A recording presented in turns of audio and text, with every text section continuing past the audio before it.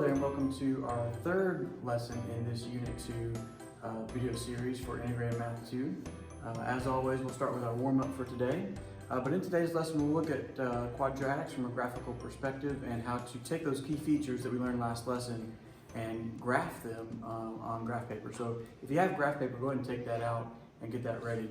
But let's take a few minutes and try this warm-up, and then we'll go from there. Okay, so what is the y-intercept of this quadratic here?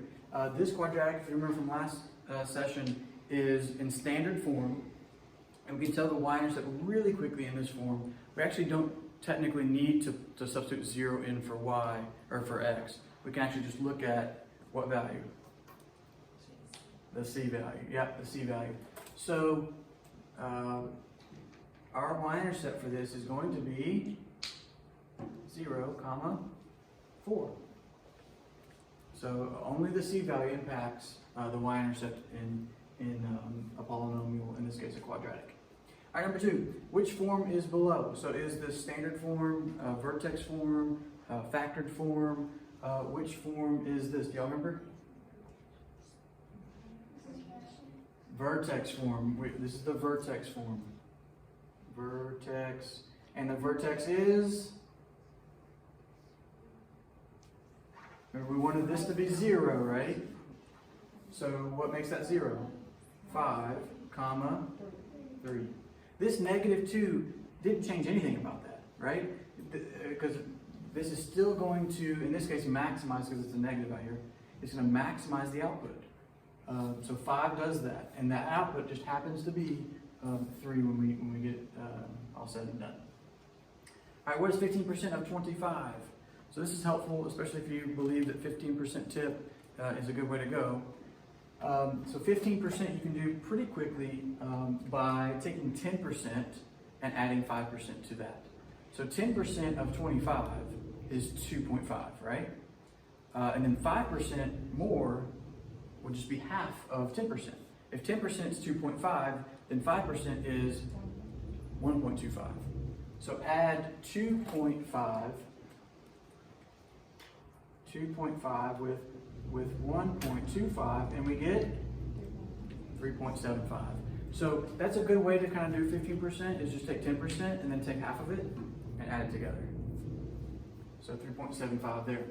Multiplying fractions, just to kind of remind you of something like that.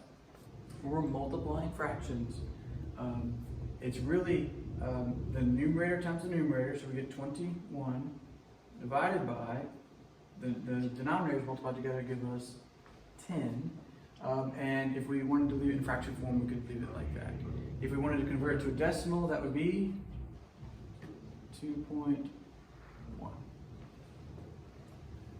All that to say, when we come down here to number 5, and we want to square a fraction, we talked about this last video, but if we square a fraction, really it's just 4/3 times 4/3. So you're just multiplying 4 times 4 and 3 times 3, or squaring both the numerator and denominator. So we get 16 ninths. Great. So hopefully you're able to get those 5.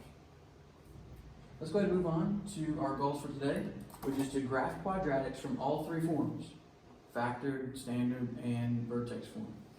Including key characteristics that are easily accessible. So all those key characteristics we talked about last time, I expect you to be able to take those find those key characteristics from each of those forms and then graph it on your graph paper. So let's try and do that today.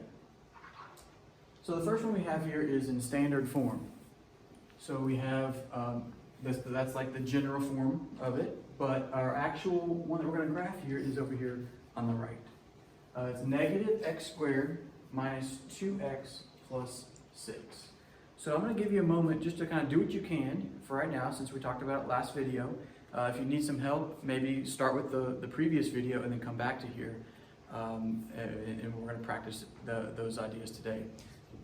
So in your graph paper, try to do what you can for this function here, and then we'll talk here in just a minute. Okay, so for this one in standard form, there's a couple things that we can tell right away that are pretty easy to tell. What are those 2 things? One is The y-intercept, okay? The y-intercept we can tell really quickly, and that is the c value on the end here. So the y-intercept is 0, 6. So we can go ahead and plot that right here. What else can we tell? The concavity. Yeah, and then if it's opening upwards or opening downwards. In this case, the a value is negative, so it's opening down. So we can draw maybe a rough sketch. We don't know really anything else at this point, though. Right? You might be able to draw like a rough sketch of it. Maybe yours looks like this. Maybe it looks like this. There's a lot of different ways you could draw this right now, given the information we know. But we do know that it's opening downward, so something like this, and we do know it goes through that point right there. We don't know, though, that this is the maximum. Right? We can't necessarily assume that this is the vertex and it goes right down. So we know it opens down. Y-intercept 0, 6. X-intercepts, we don't really know those. In the future, maybe we could factor this to get it to factored form. Axis of symmetry. Let me show you a little trick here. It's a little secret that can help you get these. Maybe in future lessons we can talk about why this is, but to get the x value of the vertex, which will help us get the axis of symmetry, you can do this thing real quick. You can do negative b over 2a. Negative b over 2a is a really quick way to find out where the vertex lies in your graph. So what is b in this case? Negative 2. So we're going to have negative 2 divided by 2 times, what is a? Negative 1.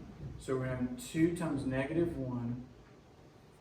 What do we get here? Negative 2 over negative 2 is just 1. Since in the equation it's negative 2x, and it's Oh, yes. Good call. Yes, thank you. So that would be negative 1. Thank you. So we have negative b over 2a, which produces negative 1. That's the x value of the vertex. So if I'm thinking about my vertex, it's negative 1 comma something. But that also tells me that the axis of symmetry is at negative 1 right here. X equals negative 1. So that opens up a lot just by knowing that the x value of the vertex is negative 1. Because now I know the axis of symmetry. So if this is a point here, what other point can I find? If I go right 1 from the axis of symmetry, where's another point? Left 1, right? Because it's the axis of symmetry, it cuts it in half. So we should be able to plot this point here as well at negative 2, 6. The other thing, and we've talked about this a little bit before, if we have the x value of the vertex, how can we get the y value? Yeah, just insert it into the function, right? Insert the x value in, and it'll output the y value that is the vertex. So let's input negative 1 into this function. So we get negative 1 squared minus 2 times negative 1. Don't forget to put things in parentheses when you input it. Negative 1 squared is a positive 1 times a negative 1 is a negative 1. Negative 2 times negative 1 is positive 2 plus 6. So altogether we get 7. So at negative 1, 7 right here is your y value of the vertex. Okay?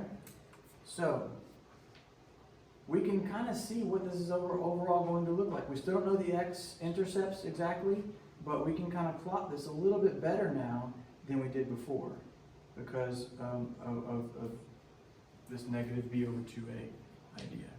It's a nice little way to find the x value of the vertex.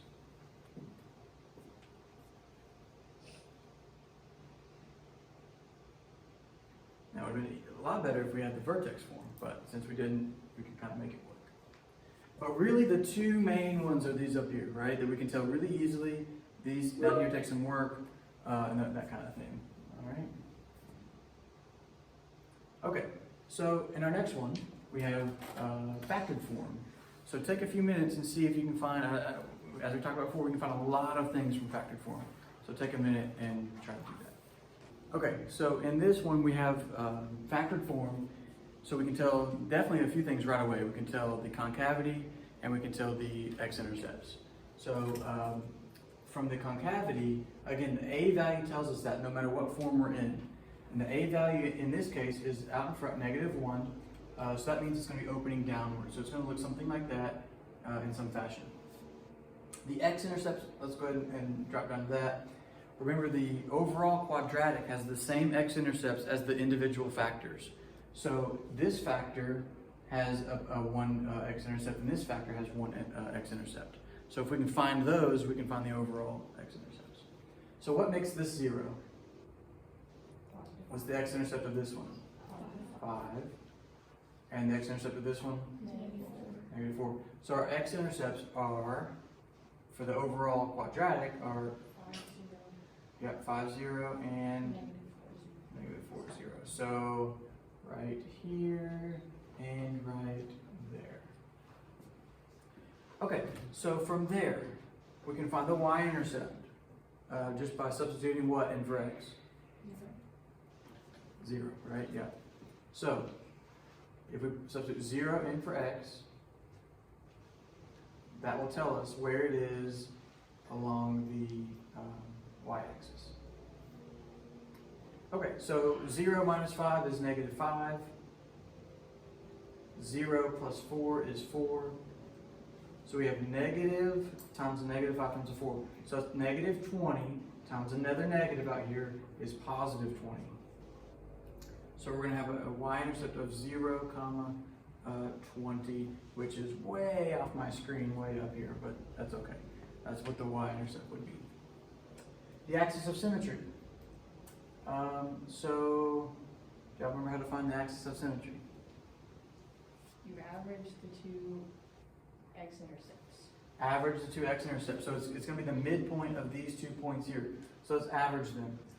5 plus a -4 would just be -4 over 2. So it's the average of 5 and -4. So we're going to get -1 over 2, so -1/2. +1. +1. What's +1? The numerator. Oh, yes, thank you. You're good at catching signs, aren't you? 5 minus 4, yes, is +1 over 2.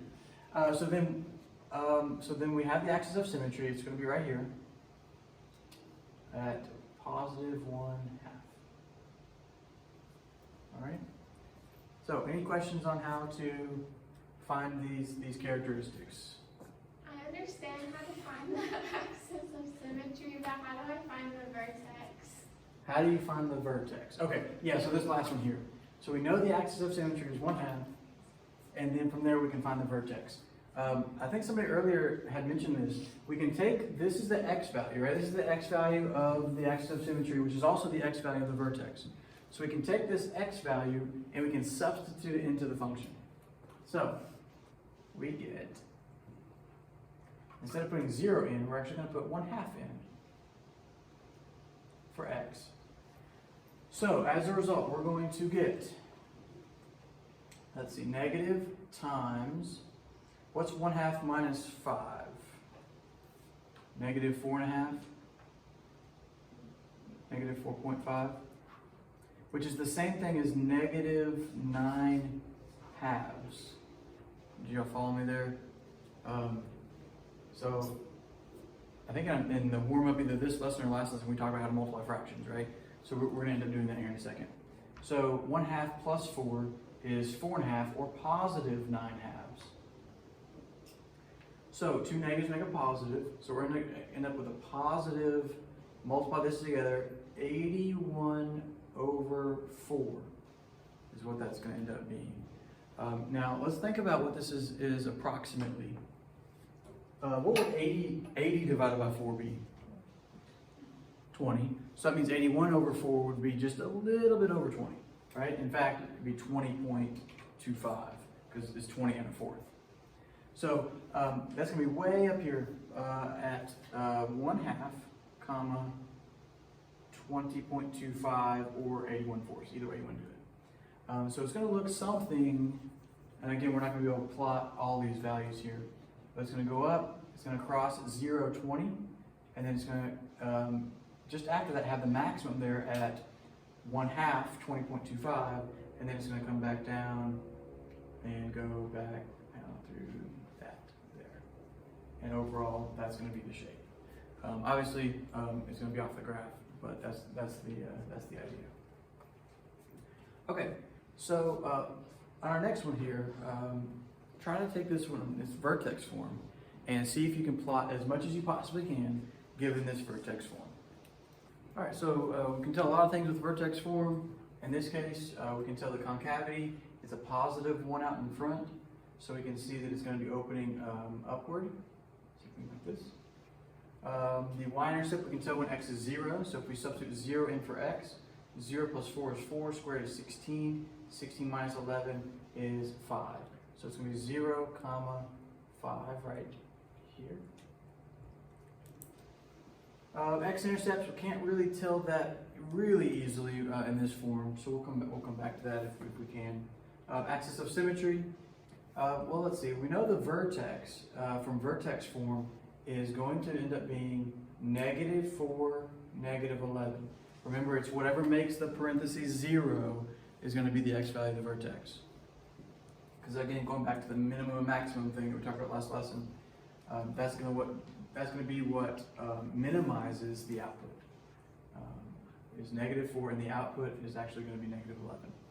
So therefore our axis of symmetry is going to go through there, so it'll be x equals -4. So it's going to be -4 right here. And -11 is going to be right here, is where the vertex is. Now we can actually get one other point. Not necessarily from anything up here, but how can we get one more point on this graph? Say that louder. What do you mean? Okay, so we can use this point up here that we know to find the point on the other side. Yeah. So if we go right 1, 2, 3, 4 to the right this way, we should also be able to go 1, 2, 3, 4 to the right this way, and now we've got our general form of our quadratic here.